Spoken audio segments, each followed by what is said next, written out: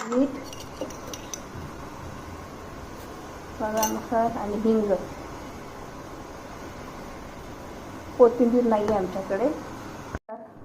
देशी फूडमध्ये तुमचं सर्वांचं स्वागत आहे. मी बनवते आज फ्लावरचा पराठा. फ्लावर आणि बटाटा मिक्स. फ्लावर घेतलेला आहे, बटाटे उकडून घेतलेले आहेत, लसूण, कांदा, हिरवी मिरची आणि धना पावडर, जीरा पाउडर, अदरक. ये देखो बन के रेडी है हमारा गोभी वाला पराठा.